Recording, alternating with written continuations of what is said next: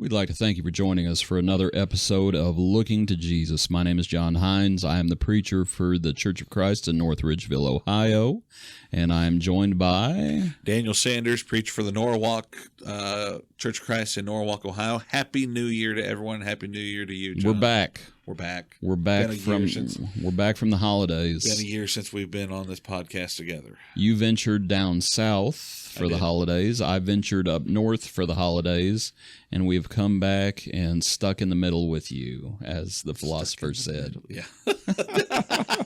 So anyway, it's good to be back. Good to be back with you. Hope everyone is doing well this week. So we left off before the break. We're in the Sermon on the Mount. And what did we talk about in our last episode? I think it was loving your enemies there at the tail end of Matthew chapter 5. And so a little bit of a transition here into chapter 6. We're going to look at just the first 4 verses together. This is Matthew 6. You want to read it or you want me to read it? I can read it for us. Go for it. It says, "Take heed that you do not do your charitable deeds before men, to be seen by them. Otherwise you have no reward from your Father in heaven. Therefore, when you do a charitable deed, do not sound a trumpet before you as the hypocrites do in the synagogues and in the streets, that they may have glory from men. Assuredly, I say to you, they have their reward. But when you do a charitable deed, do not let your left hand know what your right hand is doing, that your charitable deed may be in secret, and your Father who sees in secret will himself reward you openly." You know, one of the points that we made at the beginning of this study was there does seem to be a recurring theme or a thread throughout all of these topics. And that thread is we're talking about matters of the heart. Yeah. And here you have this outward manifestation, this charitable deed, but it's like, here's the thread again. It's like, why are you doing this? And we're into the matters of the heart, because on the surface, you know, the King James, I think, is your alms giving, or the giving of alms is actually what it is. And you would think, well, surely charity is a good thing. You know, I mean, good grief. The Lord told the rich young ruler, sell what you have and give alms. Yeah. You know, give it to the poor. Well, surely that's a good thing. And I think the answer is, For the receiver, it's a good thing. Yeah. But for the giver, it depends on your motive. Right. And even if the rich young ruler, if he gave alms, but did it for the wrong reason, well, it wasn't any credit to him. Exactly. We see there's a great blessing from it when you have, like I said, when you have the right motive. I think a good example of that is Cornelius, who Don't steal my thunder, Daniel. I didn't even know you had it on your notes, but too bad. Ching, ching. But look, Cornelius, he was a man who had the right motives with everything. And, you know, we'll talk about it, I guess, that he was remembered for it. And it's not a matter of him wanting to do it to be looking at us. It's what Jesus is saying here. He was doing it in the right way, in the right manner of wanting to be charitable. That's what it is. When we talk about charity, it is the ability to give, or the freedom to give and wanting to give. Right. I can remember I had one family member, they would, when it came time to giving, when I was younger, it was, he put $1 in the plate, and it wasn't that he couldn't afford more, but then even given that $1, he's, I don't even want to do that. That's not charity.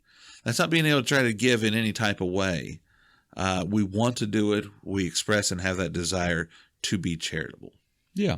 And the Lord, it's more blessed to give than receive. Yeah. The Lord wants us to do this. So, to look at the passage, one of the things I wanted us to see is you have this concept of reward. And he talks about if you do it one way, you lose your reward. If you do it another way, you gain your reward. So he uses this language, and he says, if you do these things to be seen by men, he says you have no reward from your Father in heaven. You've just lost it. And it's like here the Pharisees are, And, Paul says, my heart's desire for Israel is that they may be saved. They have a zeal for God, but not according to knowledge. They had zeal. Yeah. But if in their zeal, if in their how they saw things, if they were just doing things to be seen by men, it's like you have no reward from God. You've just lost your heavenly reward. And if you think this is pleasing to the Lord, doing this deed to be seen by men, no, the Lord is not pleased at all. You've just lost your reward.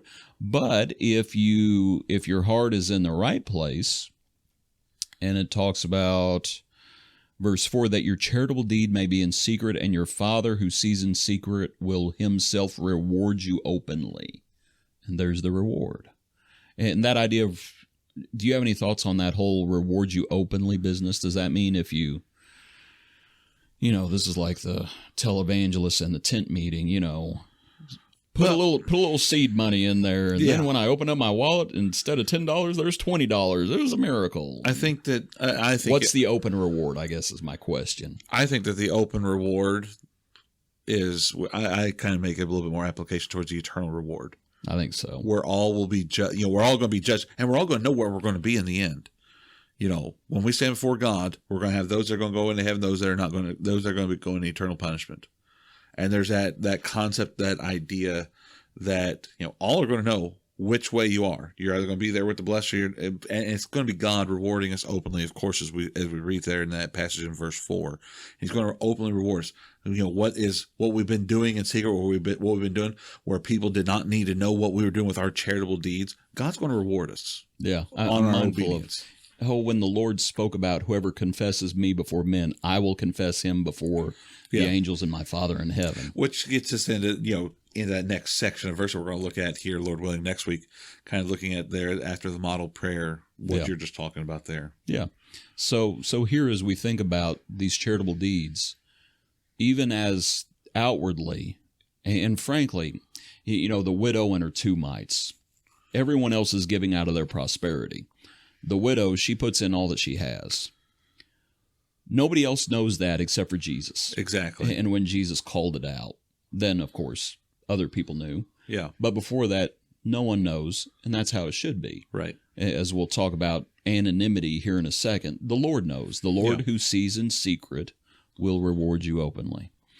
But, this concept of, and it just floors me in the passage, therefore, when you do a charitable deed, do not sound a trumpet before you, as the hypocrites do. Can you imagine passing the collection plate, and before you give, pull out like a little kazoo and, it's like, I was going to do one of those, bow, bow, bow, bow. And I mean, it's like, and that's what they were doing. Yeah. It's like they were blowing a horn, and of course they tried to justify and say, well, that way everybody can know, that there are that they can come and get their portion. It's like calling the poor to come get what they need to get. It's like ringing the dinner bell. Yeah. That's what it is. It's just ringing the. It's like, no, you just want everyone to know what you've done. It's like I imagine I can speak for myself, and I could probably speak for you too. Each of us have done a lot of good things over the years that we have not had to sit there and broadcast about, correct? I know sometimes when people have that thing with social media, they have the temptation to want to share their good works all the time now. But there are times where it's like, I go help somebody. One time it was I took the hinges off a fridge door so we could get it in her house because someone dropped it off and they couldn't get it inside. I didn't know how to do it. I sat there and did, but I didn't go up, like next Sunday morning. You know what I did yesterday? I helped out Sister Mary over there, and she couldn't get her fridge door in. And I want everybody to know I unhooked the fridge door for her to get it inside. And it's because of me she's got cold food and able to put food in the freezer once again. It's like, why would I do that? Why is it that we have to broadcast, or why is it that we have to, as you said, get your kazoo and be able to say, well, look at me, look what I'm doing, to make some sort of spectacle? It's because we want to try to puff our own ego and self up. There's a passage, and we're gonna read it again. It's Cornelius, right? Just reference. No. It's First Timothy 5 where Paul is talking to Timothy, and he says, some men's sins are clearly evident, others will follow. But then he says, likewise, some people's good works are clearly evident, and then others are the same way. You may not know about them. The Lord knows about them. There's a lot of good works that you have no idea because they are done anonymously. And it's like the Lord knows. The Lord knows. And he's the rewarder. But, you're talking about, the whole bragging thing. So let's talk about different ways of seeking attention. And one of them is pretty obvious, bragging. And it's just like, look at what I've done. Look at what I've done. Everybody look at what I've done. We look for that, what we used to call the Kodak moment. Some people may not, kids Kodak, what is kids that? Our age our kids will not be able to understand truly what the Kodak moment was. Sit there. It's the worst imitation of a Polaroid camera I've ever heard in my life. You had that one. Sounded like whale song. But that, what do we see today? I'm not trying to get on this soapbox, but what do we see today? You see people sitting there, they got to sit there and take a picture of everything they're doing. They got to photograph everything of their life. I'll say, if everything is a Kodak moment, then ultimately that waters down Kodak moments. Yeah. If everything is awesome, then awesome doesn't mean anything anymore. Right. It's mediocre. Yeah. And, but don't get me wrong. There are moments to be able to praise things when we do things. But it's not a matter of, I should not be looking at it to be able to seek the praise or seek the glory of men. Yeah, we'll talk about that more here in just a little bit. But for now, just seeking attention, and you have bragging. The other thing you mentioned, social media. One thing that drives me crazy is humble bragging. Yeah, when people are like, "Well, I've just worked so hard today, and I just don't have time hardly to sit down at the end of the day," and it's bragging. Yeah. It's humble bragging. Yeah. Sometimes you'll hear it in people's prayers when they pray, "Lord, we humbly come before you this morning." It's like, oh, thanks for telling the Lord how humble you are. And but I just like the phrase humble bragging, because sometimes people, it's an underhanded, it's not overtly bragging, it's covertly bragging, but it's the same thing. Something else I had on my list, and this is an interesting one. You'll see it in denominations where, they have a huge fellowship hall. And I remember, down in Magnolia, Arkansas, which I know you're familiar with, Daniel, but our listeners won't. But driving past this huge denomination, and it was I can't remember the name, the John Williams wing of the local Baptist church. And I guess it was whoever the guy was who donated the money for the wing of the building, right? And it's like John Williams was the guy who did Star Wars songs. Let's use another name. Doug Williams. Oh, that's a quarterback for the Redskins. I don't know, some other name. Max Williams. David. There we go. Max Williams. I don't know a Max Williams. Thank you. It's like the Max Williams wing. And it's like, he gave the money so we could build this wing. And at some point, it's like, are you kidding me? Just so you could, we got to put that name up there. Now, I don't see much difference. I know the congregation here in Norwalk, and you can correct me if I'm wrong about this, someone donated the land, didn't they? Or someone had the land that the building is built on? No. I thought someone did the how did the land come in? Am I just wrong? Have I dreamed this? You dreamt that one up. I don't know. I'm not surprised. The point I'm making is that you I don't see much difference between a memorial wing and just saying, this is my church. What's the difference between Max Williams wing and Max Williams whatever community church? I don't see much difference in it. Yeah. When people start slapping their names on buildings or on wings or on, and I mean, it's like, this is my pew, it has my name on it. It's like, really? And my point is, it's another form of attention seeking. It's look at what I've done.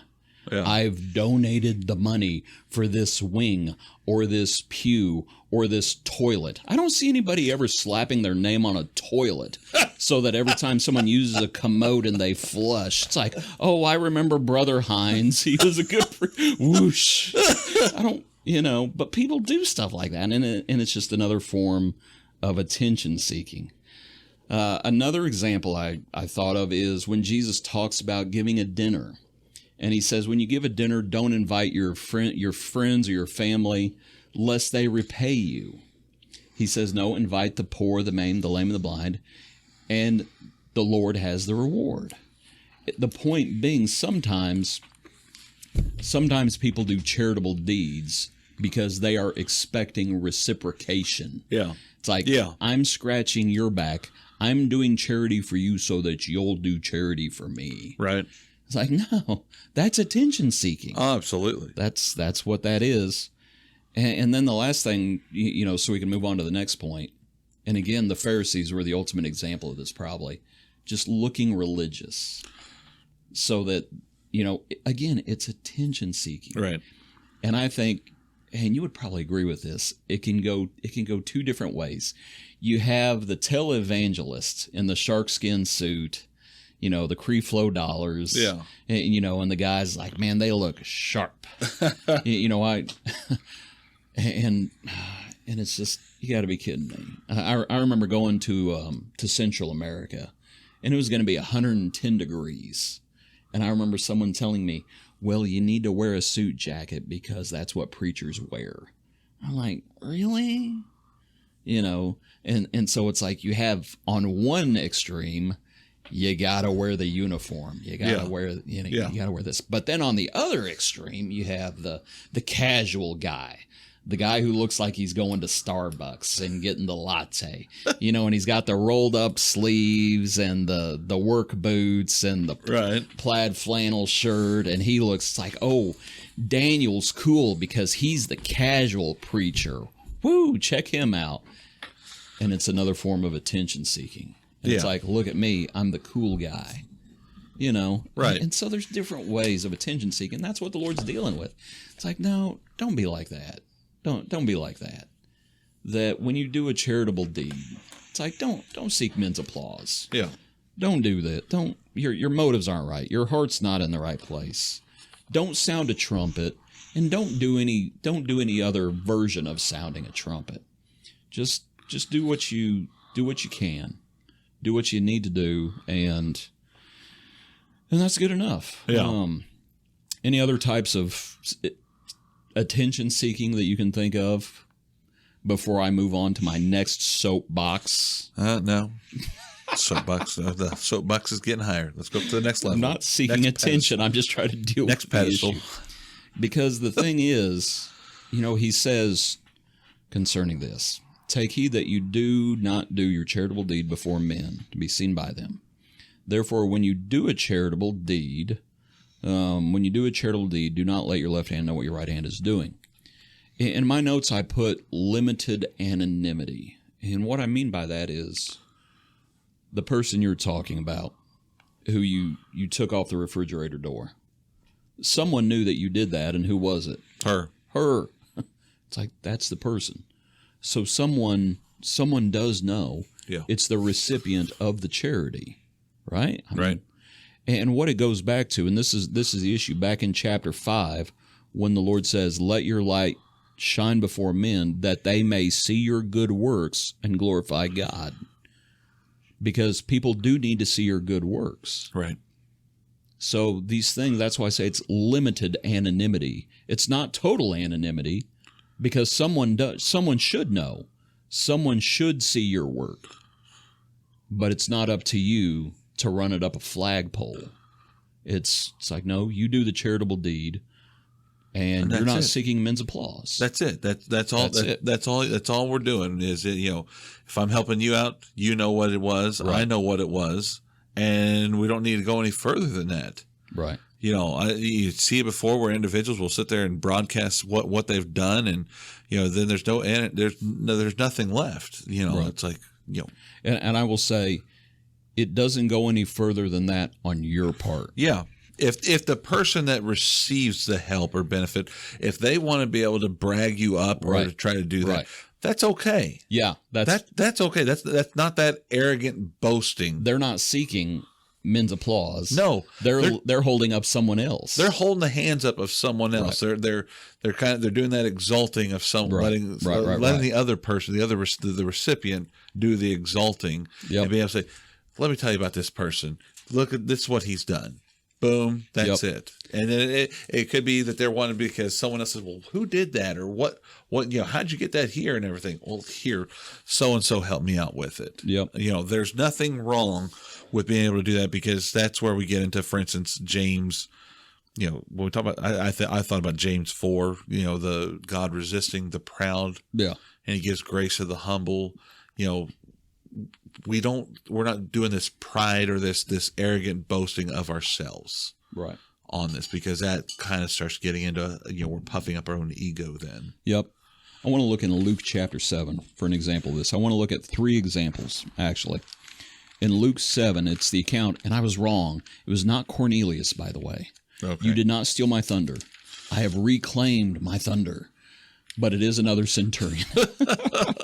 And it's in Luke 7, when a certain centurion, verse 2, he has a servant who is dear to him, was sick and ready to die, and when he heard about Jesus, he sent elders of the Jews to him. So here's this Roman centurion sending elders of the Jews, and they plead with Jesus to come and heal his servant.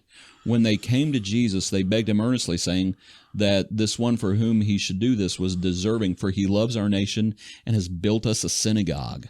That's wow. Yeah. It's like, wow, a centurion, a Roman soldier building a Jewish synagogue. That's unreal. Yeah. And the centurion did not do that to get in good with his superiors. He did not do that for men's applause. He was not doing that. Pilate. Wait, no, who am I thinking of? Is it Herod? When he beheads James, and when he saw, you have the phrase, when he saw that it pleased the people. Where is that? Feel free to hunt for that. Okay. But that concept where politicians are just trying to please people, that's not what the centurion was doing. He wasn't just trying to please the Jews. He was doing this charitable deed, and the point being, he was not tooting his own horn. He was not boasting about what he'd done. The Jews were boasting about him. The Jews were the ones. Those who came to Jesus said, he is deserving. And they were glorifying God, but they were recognizing what this man had done. And good for them. Good for the Jews, good for these Jews to be willing to say, this Roman, this Gentile centurion is worthy of this. And it's just a wonderful thing that, again, we don't lift our own hands up in that sense. Someone else does it.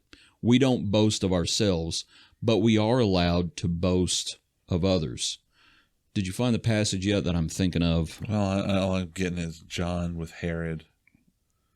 That's not the one you're looking for. No, that's all right. I'll hunt for it at some point. Another example of the same thing of boasting for others. Do you remember when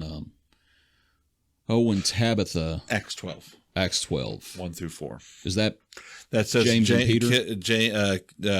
Herod killed James, brother of John with the sword. Verse 3, because he saw that it pleased the Jews, he proceeded further to seize Peter also. Right. And it was during the days of unleavened bread. And he's just doing it because he saw that it pleased the people. Yeah. That's not why the centurion did it. Right. That's not why the centurion built that synagogue, just to please the Jews. That was kind of why Herod built the temple. But anyway, that's a whole nother thing. So that's one example where you have the Jews boasting about someone else. They were boasting about the centurion and what he'd done. Those Jews who came to Jesus, and Jesus would go on to heal the servant. Another example is Tabitha, Dorcas. Mm-hmm. she dies, and this passage is in Acts chapter 9. Right. And you want to just run through what happened? It's Acts 9 verses, oh, good grief.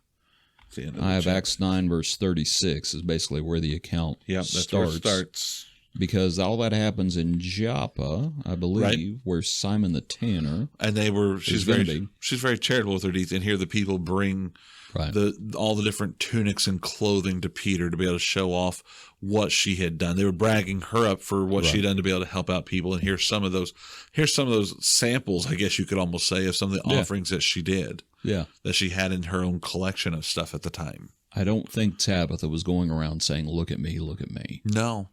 But they were. But they were doing it for her after she got sick and died with everything. Yeah. So it's just another example of the same thing. The third example I have is in 1 Timothy. In 1 Timothy, you have a conversation about true widows and those widows who still have family.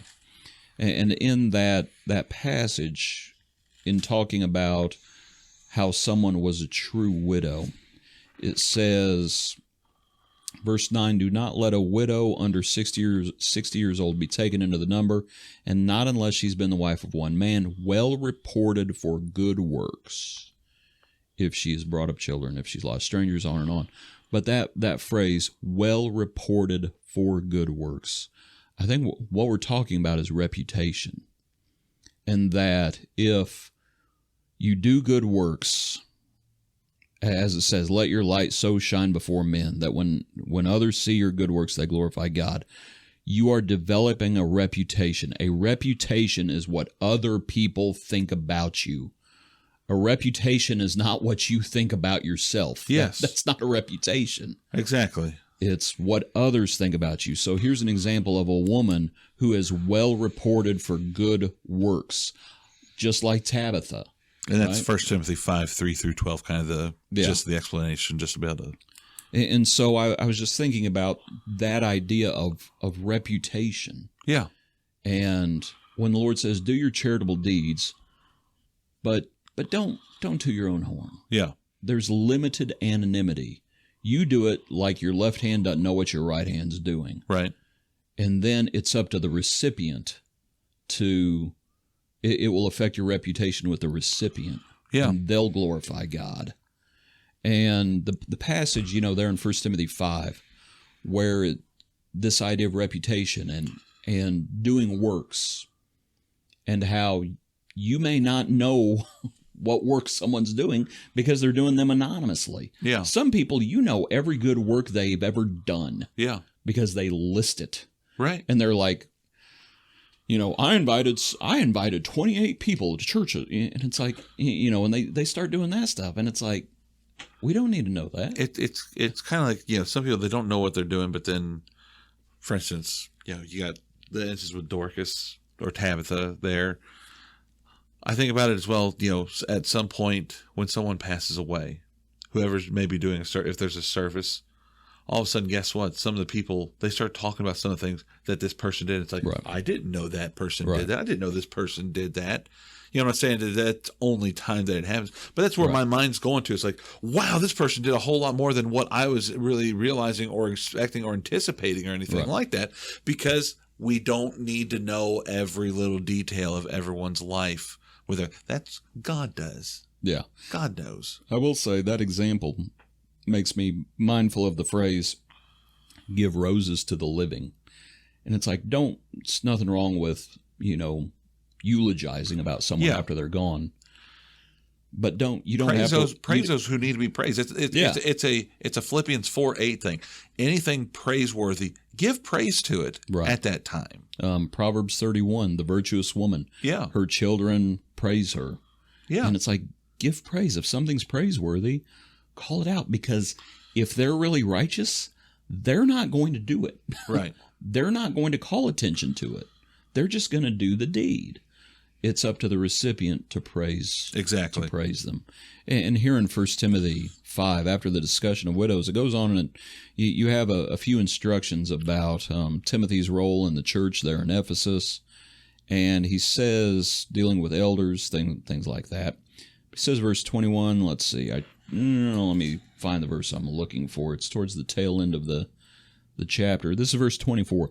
Some men's sins are clearly evident, preceding them to judgment, but those of some men will follow later. There are some sins that you know about and you got to deal with. Some stuff God's gonna have to deal with it, and God will deal with it. It's all going to come out in the wash when it's all said and done. But likewise, just as some sins are hidden, the next verse talks about good works. Likewise, the good works of some are clearly evident. Yeah. And that's how reputations are made. But at the same time, and those that are otherwise, so they're not clearly evident, but they cannot be hidden. They're not hidden from God. Yeah. God knows. And we're thankful for that because, frankly, and I mean, Daniel, I'm sure you're the same way. You know, sometimes you don't feel appreciated, right? And I mean, I'm the same way, and sometimes I don't feel appreciated, and there are times, obviously, I don't appreciate others like I should. Yeah. And that probably just speaks to our ineptness, it's wrong. I'm not trying to justify it, but yeah.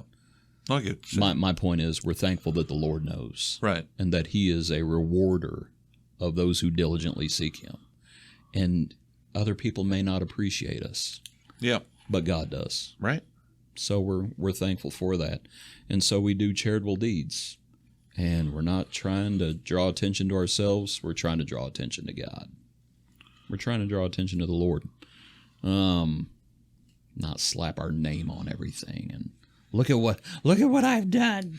Everybody, look at what I've done, like the Pharisees going around in their long flowing robes and having their phylacteries large, their huge phylacteries, huge boxes on their heads and on their arms, so everybody can see, oh, look at all of my good works and look how religious I am. We'll blow the horn one more time. Your kazoo on that one again. And I mean, and frankly, people bought it back then. Yeah. They were like, wow, if they're not saved, what chance do the tax collectors and the harlots have? It's like, well, the tax collectors and the harlots are actually repenting. Yeah. But those who are trusting in themselves that they're righteous, there's that idea again, trusting in themselves. Slap my name on it, toot my own horn, look at everything I've done. I look real religious. I appear to men. I make long, vain, repetitive prayer. That's the next portion in Matthew 5. Or are we in Matthew? We're in Matthew 6 now. Yeah. And the Lord's like, unless, he starts the whole thing, unless your righteousness exceeds the righteousness of the Pharisees. Because that's what their righteousness was. And they're like whitewashed tombs. Yeah. They look pretty, look good, but full of dead men's bones. Unclean. So that's everything I had on my notes. Do you have anything else?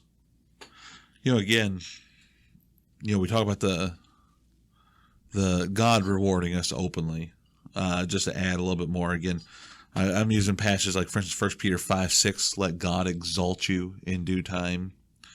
James 4, God will lift you up. Yep. Matthew 6:14, God offers the gift of his reward. We talk about here on this earth is forgiveness, is redemption through Jesus Christ. And then there in the end, he rewards us openly with that forgiveness of heaven being our home. The faithful servant will be rewarded. Again, we talk about the subject of heaven being the hope and promise of eternal life. And we're going to know this reward in the end.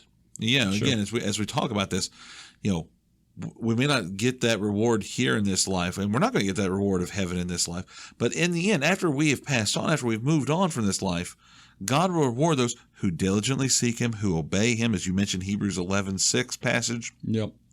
God rewards those who diligently seek him, and it's open. It will be known then. It's like when Jesus sits there and says, if you confess me before men, I'm going to confess you. And it's all are going to know that in the end. Yep. When we're standing there for those that have the reward and for those who don't have the reward. It will be evident. It will be evident, absolutely, when we look at this. Again, the thought behind all of this, looking at all these things, is to be charitable, to show an act of kindness, benevolence, goodwill, however you want to look at it. Do it. We don't have to be known by it. Let others kind of do it. And then, as you mentioned, as we're kind of looking at this, tying it all together, God knows. Yeah. And so we probably should emphasize that. It's like, be charitable, Yeah. be giving, be generous.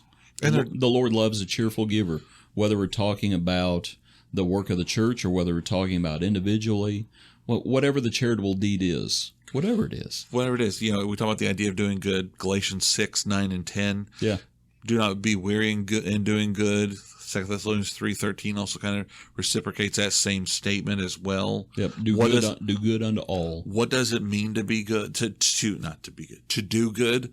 Matthew 25 kind of answers some of that context, whether it's visiting, being able to help people with their needs from time to time, whether it's food, shelter, clothing, drink. You need a visit. Whatever it is, there are so many different things that we can be able to do and do good. As charitable workers, it is implied, it's a requirement. It should be something that's like a given as us as Christians being in Christ, looking to Jesus, our example, and looking at what he did to be able to try to do good to others. We're to follow and emulate that same example to be charitable. I remember, is it when Mary anoints or when Jesus is anointed and you have the phrase, she has done what she could. Exactly, and it's very it's a very similar thing with the widow and her 2 mites, as you were mentioning earlier. She did what she could. Everybody did out of their abundance. She did what she could out of her poverty. A cup of water in the name of a prophet. Yeah, and it's like you do what you can. Exactly. And small or large, whatever it is, you just do what you can, and the Lord's pleased, and he sees into the darkness, right, and he rewards openly. So. Appreciate you, Daniel. Appreciate it as well. Yep. Appreciate everyone tuning in. Hope everyone has been doing well. And we hope you join us next week for another episode of Looking to Jesus. Thank you.